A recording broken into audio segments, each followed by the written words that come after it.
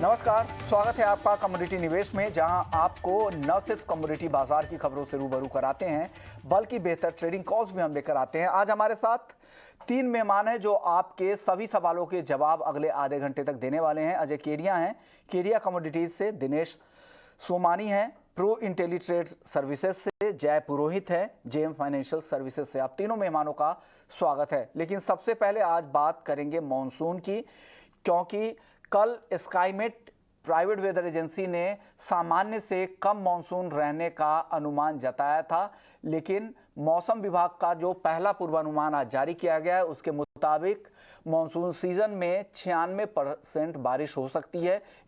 Long period average का जो सामान्य माना जाता है 96 to 10%, 96 से 104% की बारिश सामान्य मानी जाती है। और इस बार अनुमान है मौसम विभाग का कि सामान्य बारिश ही रहेगी। उनसे और भी कुछ मुद्दों पर हमारे सहयोगी समीर दीक्षित ने खास बातचीत की। उन्होंने मॉनसून अनुमान को लेकर और क्या कुछ कहा है, आइए सुन लेते हैं। महापात्रा जी, सर सबसे पहला सवाल ये कि जिस तरीके के प्रेडिक्शंस हैं मानसून को लेकर के क्या है वो, और आपको उसमें मेजर फैक्टर्स क्या नजर आ रहे हैं? आज जो मानसून का प्रेडिक्शन जारी किया गया, इसके हिसाब से इंडिया में मानसून सीजन में जून टू सितंबर के दौरान नॉर्मल रेनफॉल होने का प्रेडिक्शन किया गया है। और क्वांटिटेटिवली देखें, रेनफॉल लॉन्ग पीरियड एवरेज की 96% होने का पूर्वानुमान किया गया with model error of ±5%। Normally India में 87 सेंटीमीटर रेनफॉल रिकॉर्ड किया जाता है जून टू सितंबर। इसका 96% यानी 83.5 सेंटीमीटर रेनफॉल होने का पूर्वानुमान किया गया है विथ मॉडल एरर ऑफ ±5%। और भारत का डिफरेंट हिस्सा को देखें, इसमें दिखाई दिया है कि south India, east central India और नॉर्थ ईस्ट इंडिया और some area of east India में normal to above normal rainfall होने का पूर्वानुमान किया गया, जबकि वेस्ट सेंट्रल इंडिया और नॉर्थ वेस्ट इंडिया के कुछ हिस्सा में normal to below normal rainfall होने का पूर्वानुमान किया गया है।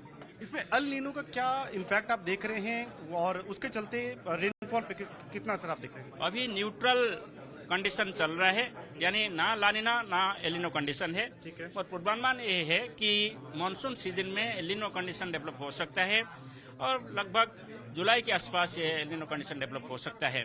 जब एलिनो कंडीशन जुलाई में डेवलप होगा, और हमारा एनालिसिस दिखाता है कि जो second half of monsoon season में इसका कुछ प्रभाव पड़ सकता है।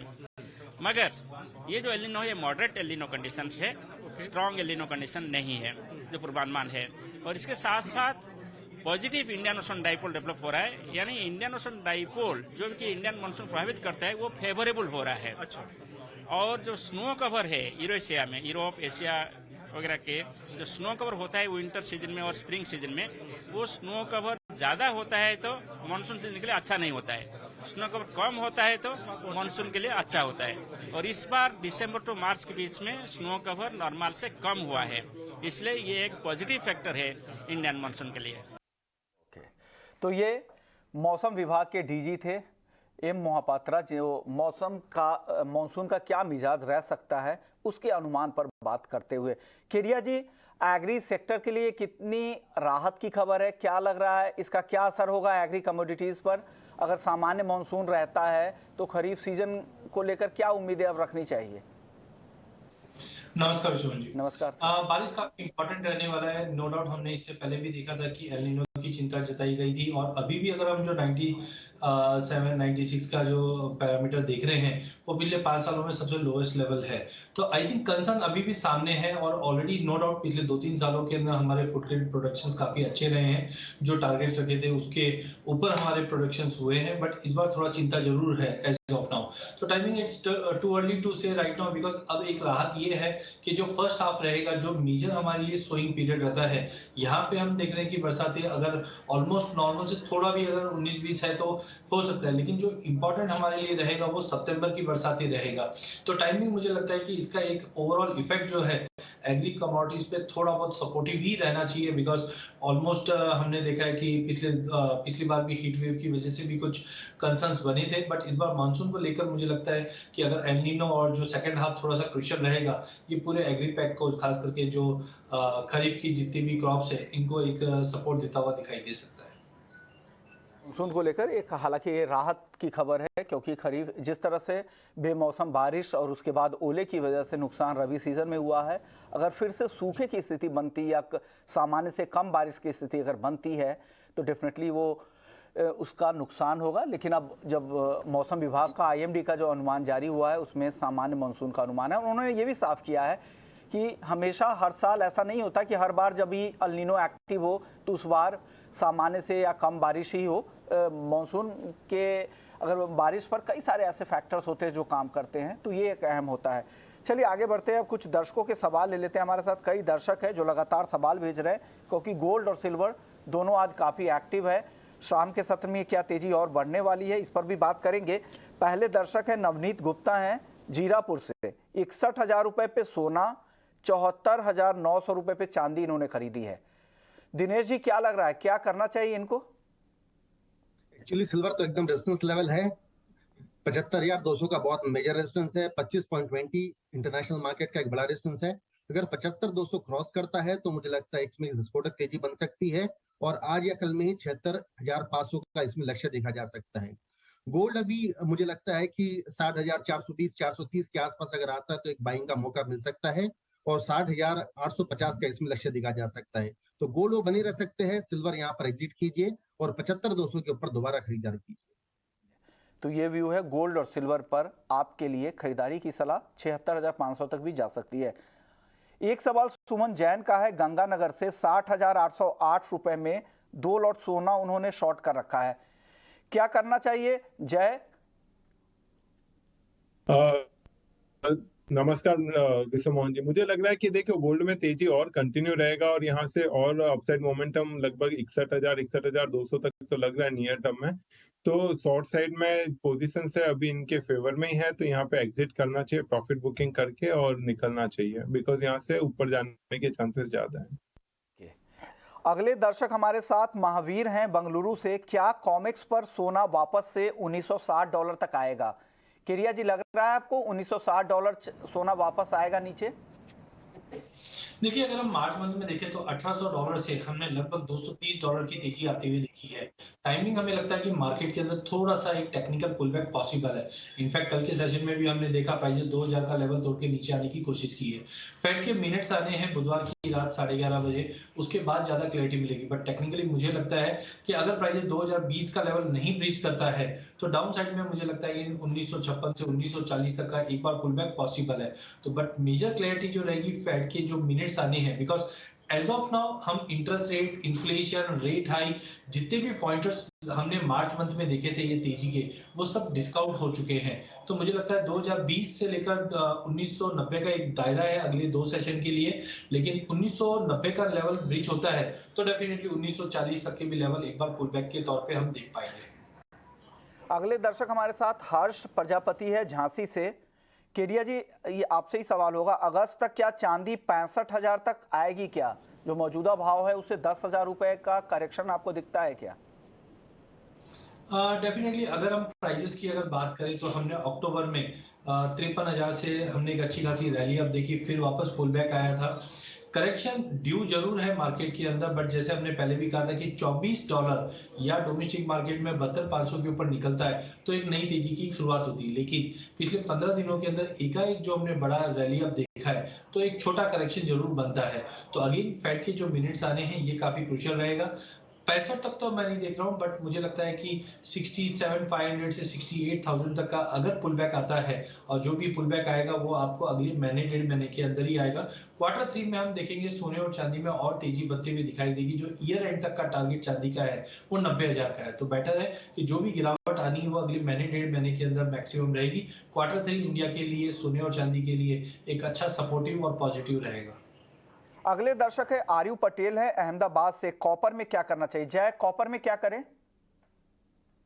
देखिए कॉपर में एक छोटा बाउंस यहाँ से लग रहा है, लगभग मुझे लग रहा है 778 780 तक का बाउंस आ सकता है। तो अगर किसी को ट्रेड करना है तो थोड़ा सा डिप में करें। 768 69 वो अच्छा लेवल है, वहां पे बाइंग करके चल सकता है। 764 का स्टॉप लॉस रहेगा और अपसाइड में लगभग 780 तक के लेवल हम लोग देख सकते हैं। दर्शक इसके बंसल है ग्वालियर से। जिंक 262 रुपए में खरीदा है। सोमानी जी, क्या करना चाहिए इनको जिंक में? जिंक एक्चुअली डाउन ट्रेंड में चल रहा है अभी हाल फिलहाल। अगर हम देखते हैं कि 252.50 का लेवल तोड़कर इसने नीचे में 244.50 का लेवल बनाया है, मुझे लगता है short term pull back rally जिसमें आ सकती है 252.50 तक। अगर 252.50 आता है तो मुझे लगता है महाप्रेत का जो भी इनको लॉस बुक करके एग्जिट करना चाहिए। ये क्लियर डाउन ट्रेंड में है और भी पॉसिबिलिटीज है इसमें नीचे जाने की संभावना ज्यादा है।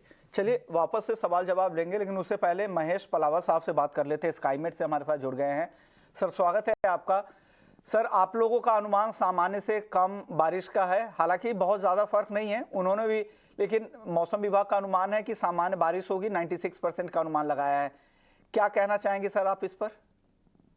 देखिए किसी भी एजेंसी पे कमेंट करना तो सही नहीं होता, लेकिन आप देखेंगे कि 96 से 104% ये नॉर्मल रेनफॉल होता है, 90 से 95 बिलो नॉर्मल होता है। तो अगर 96 से वो 1% नीचे भी आते तो बिलो नॉर्मल हो जाता। तो ये केवल एक कह सकते हैं कि 2% बहुत ज्यादा डिफरेंस नहीं है, ऑलमोस्ट सेम अनुमान है दोनों एजेंसियों का। और केवल एक वर्ड का डिफरेंस है कि नॉर्मल और बिलो नॉर्मल। बिलो नॉर्मल से काफी थोड़ा सा हड़बड़ी होती है लोगों में कि भाई मानसून काफी ज्यादा कम हो जाएगा, और नॉर्मल से थोड़ी सी सांत्वना मिलती है। लेकिन यह है कि अगर आपने नॉर्मल प्रेडिक्शन किया है और वो एकदम सबसे लोएस्ट जो उसका मार्कर है 96 पे गए हैं, तो ऑलमोस्ट सिमिलर प्रेडिक्शन है। और जो उन्होंने रिस्क एरिया दिखाए हैं, जैसे कि नॉर्थ वेस्ट इंडिया के कुछ इलाके हैं, वेस्ट सेंट्रल इंडिया है, वेस्टर्न पार्ट्स ऑफ कंट्री है, महाराष्ट्र वगैरह, इन सारे इलाकों में हमने भी डेफिशिएंसी दिखाई है और साउथ पेनिनसुला में अच्छी बारिश दिखाई है। तो बहुत ज्यादा डिफरेंस दोनों पूर्वानुमानों में दिखाई नहीं दे रहा है जी। और जो सिमिलैरिटी है आईएमडी और स्काईमेट दोनों के अनुमान में, वो है अल नीनो को लेकर। अल नीनो आप दोनों ने कहा है कि एक्टिव रहेगा मानसून सीजन में, और आप दोनों मानते हैं कि सेकेंड हाफ में होगा।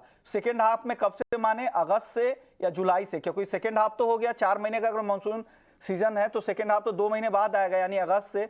तब तो उतनी चिंता नहीं होनी चाहिए। देखिए विश्वनाथ जी, क्या है कि ये जो अल नीनो इवॉल्विंग हो रहा है, अभी तो ट्रिपल डिप ला नीना था, 3 साल तक ला नीना था, उसके बाद न्यूट्रल कंडीशन में है हम। और जब मानसून शुरू हो जाएगा तो जून जुलाई और अगस्त का जो प्रेडिक्शन है वो कम से कम 50% अल नीनो होगा और 50% न्यूट्रल कंडीशन होगी। उसके बाद जैसे ही हम जुलाई अगस्त सितंबर का जो 3-3 महीने का इसका वो प्रेडिक्शन होता है, तो उसमें वो 60% से ऊपर चला जाएगा। तो इसीलिए जून में हमने जो लॉन्ग पीरियड एवरेज रेनफॉल होता है जून का, जो 16.5 सेंटीमीटर होता है, उसका 99% बताया, यानी कि जून में नॉर्मल अच्छी बारिश होगी। और उसके बाद जुलाई में भी जो बारिश है, सबसे ज्यादा जो बारिश होती है वो जुलाई में होती है, 28 सेंटीमीटर के आसपास होती है। तो उसमें उस 28 सेंटीमीटर का 95% बताया।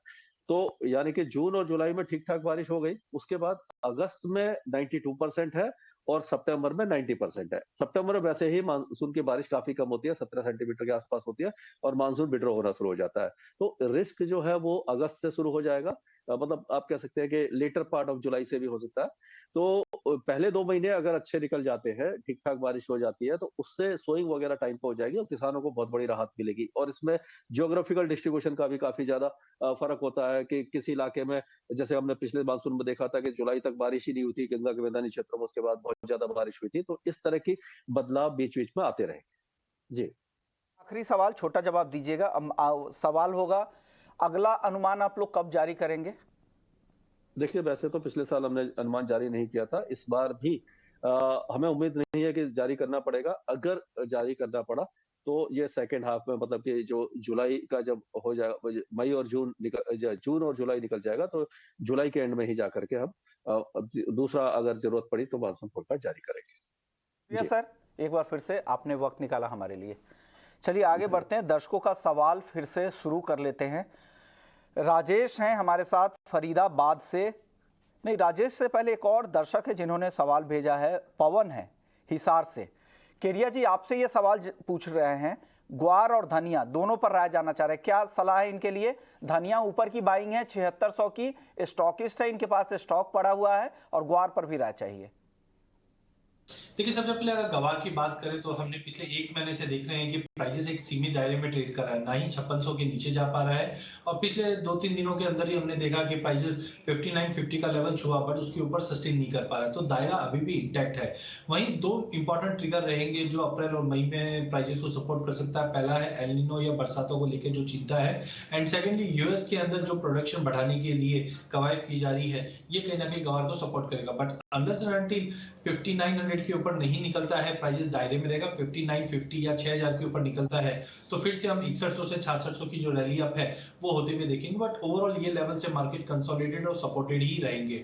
दूसरी ओर अगर हम बात करें धनिये की, तो धनिये में ऑलरेडी हमने देखा स्विंग काफी बढ़ने की वजह से प्राइसेस में गिरावट थी, बट मुख्य गिरावट का कारण था इंपोर्ट्स, जो हमने पिछले साल एक रेगुलर इंपोर्ट हमने रशिया से होते हुए देखा है। टाइमिंग प्राइसेस अपने आप को बड़े गिरावट के बाद कंसोलिडेट कर रहा है, जो मुझे लगता है 6500 से 7000 के जोन में ही एज ऑफ नाउ ट्रेड करते हुए, बिकॉज 2-3 दिनों में हमने जो तेजी देखी भी वहां पे अराइवल प्रेशर की वजह से प्राइसेस में फिर से दबाव आ जाता है। तो मुझे लगता है अप्रैल मंथ में तो प्राइसेस 7100 से लेकर 6600 के बीच में ही ट्रेड करेंगे।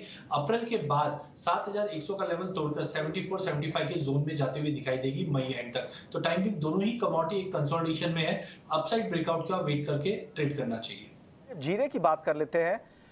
सोमानी जी, जीरे को लेकर क्या लग रहा है? अब एक जबरदस्त रैली यहां पर देखने को मिली है, 30% से ज्यादा दाम बढ़ गए महीने भर में। क्या यहां से और तेजी दिख रही है आपको जीरे में? जी बिल्कुल लक्ष्मण जी, अगर हमने देखा है कि उसमें 29,500 से जो मार्केट की रैली शुरू हुई है, 41,500 आज इसने हाईएस्ट लेवल मई कॉन्ट्रैक्ट ने छुआ है। मुझे लगता है 41,600 एक बहुत मेजर रेजिस्टेंस लेवल है और मुझे लगता है इस लेवल पर बिकवाली आना बहुत संभव है और लाजमी भी है।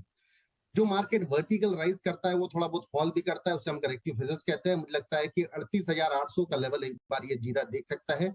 इस लेवल पर खरीदारी करने से रुकना चाहिए। मार्केट में मुझे लगता है कि ओवर पैनिक बाइंग हो चुकी है। एक बार मुझे लगता है करेक्टिव फेज आएगा और नीचे में 38,800 का लेवल मुझे आता हुआ नजर आता है और वहीं पर ही दोबारा फ्रेश बाइंग की जा सकती है। धनिया को लेकर क्या व्यू बन रहा है सोमानी जी? जी, धनिया को लेकर क्या राय है?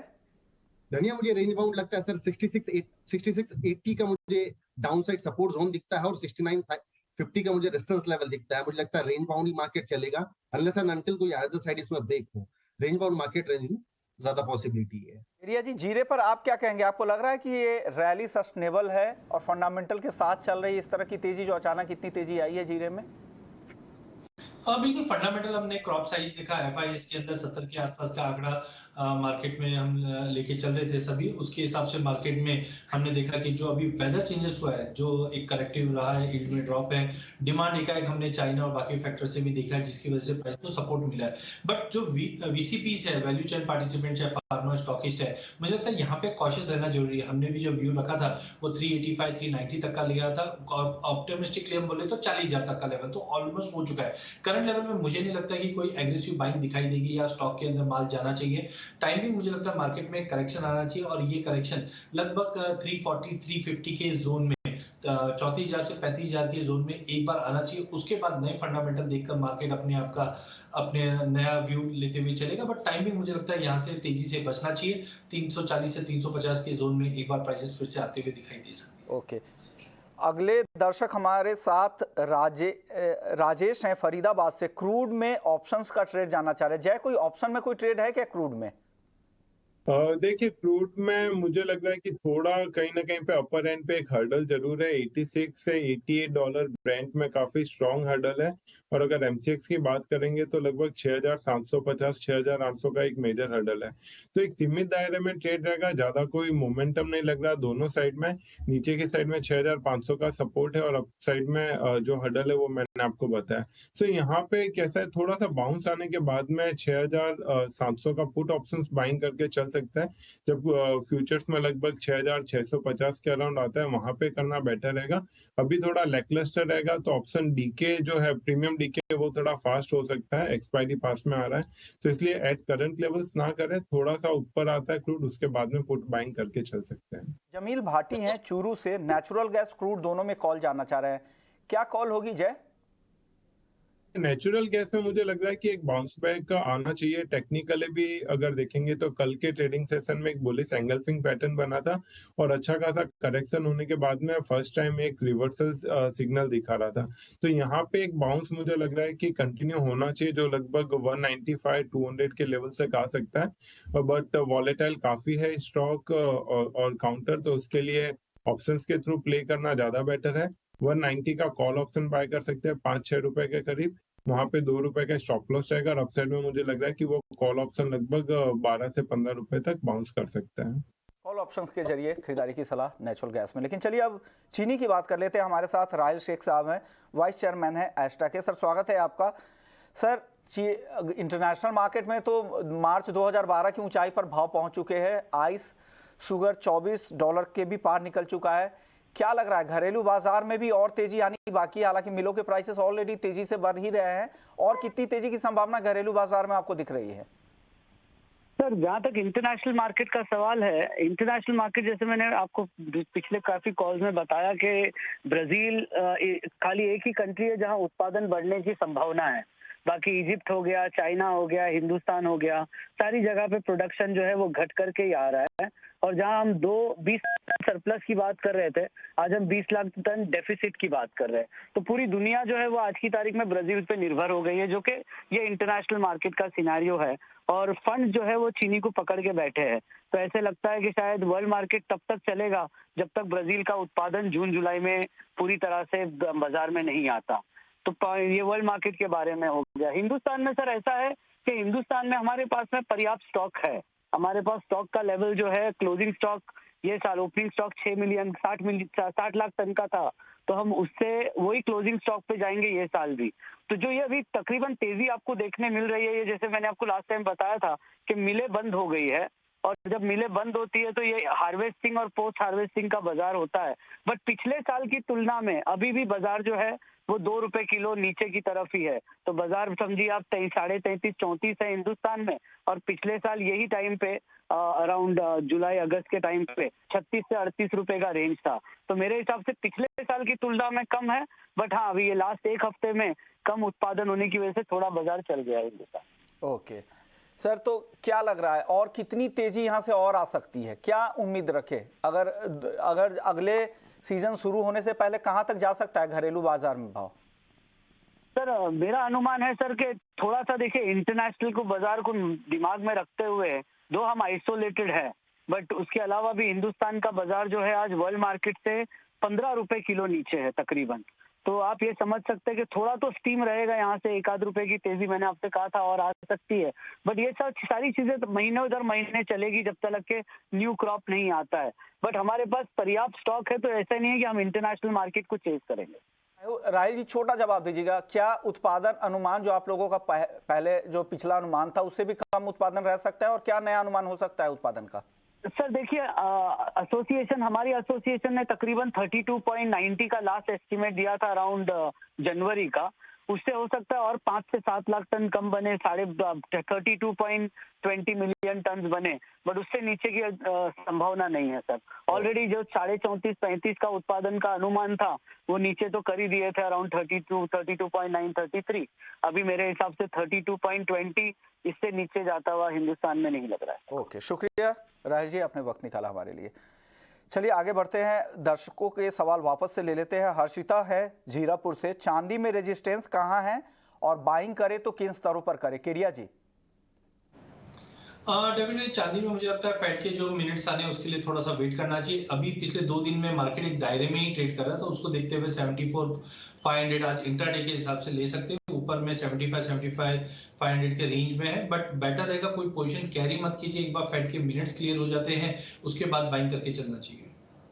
जी नीरज हैं दिल्ली से, सिल्वर मिनी के 3 लॉट है इनके पास, 70,000 रुपए में सेल कर रखा है और जून कॉन्ट्रैक्ट तक ये रुक सकते हैं। क्या सलाह है इनके लिए? क्या 70,000 नीचे की तरफ देखने को मिल सकता है क्या इनको? सोमानी जी आपसे सवाल था। हाँ जी सर, मुझे लगता है कि 75 to 100 का इन्होंने स्टॉप लॉस मेंटेन करना चाहिए। अगर 75 to 100 ये क्रॉस करता है तो इसमें और भी एक बड़ी चाल बन सकती है तेजी की। 70,000 के तो मैं ये कहूंगा कि 72,600 अगर जब तक ब्रीच नहीं करता 70,000 आने की संभावना थोड़ी सी कम है। पहले हो सकता है कि शायद 78,000 इनको टेस्ट करना पड़े। 78,000 तक अगर ये M2M बढ़ सकते हैं तो then only he should hold, else मुझे लगता है कि 75,200 का स्टॉप लॉस लगा के इसे एग्जिट करना चाहिए। अब एक दर्शक है जिन्होंने सिल्वर मिनी को 62,111 रुपए पे बाई किया है, काफी अच्छा मुनाफा हो रहा है। प्रशांत है आसनसोल से, क्या सलाह है जय इनके लिए?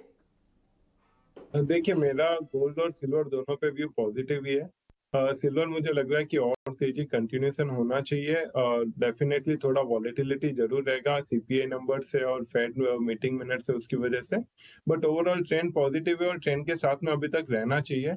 73,000 का एक स्टॉप लॉस बनाए रखे हैं और अपसाइड में मुझे लग रहा है कि 78,000 से 80,000 तक के लेवल्स भी आने वाले महीनों में दिख सकते हैं। तो ये पोजिशनल ट्रेडर्स है, इनको होल्ड रखना चाहिए पोजिशंस को। टर्मरिक नवनीत ने बाई किया है 6,900 रुपए पे 2 लॉट। केडिया जी क्या करें? देखिए, टर्मरिक में हमने देखा इस बार यील्ड में काफी बड़ा फॉल दिखाई दे रहा है, इसलिए बार बार में प्राइस 6600 से उठने की कोशिश कर रहा है, बट कैरी ओवर स्टॉक अच्छा होने की वजह से ज्यादा सस्टेन नहीं कर पा रहा है। तो आई थिंक प्राइस 6600 लेके 7100 के बीच में रहेगा। टाइमिंग इनको जो लॉन्ग पोजीशंस है उनको 7100 के करीब निकल जाना चाहिए, बट ध्यान रखिए अप्रैल के बाद या मई में जो सोइंग है उसमें ड्रॉप दिखाई दे रहा है, तो 6150 7200 के ऊपर निकलता है तो हम नई तेजी देख पाएंगे। अदरवाइज मार्केट 6600 से 7100 के बीच में ट्रेड करेगा, तो बेटर 7000 पे एक बार लॉन्ग पोजीशन है तो निकल जाना चाहिए। शुक्रिया केडिया जी आपका, सोमानी जी आपका, जय आपका, आप लोगों ने वक्त निकाला। कमोडिटी निवेश में फिलहाल इतना ही। ब्रेक के बाद जब लौटेंगे तो आपके लिए होगा स्वदेश विशेष।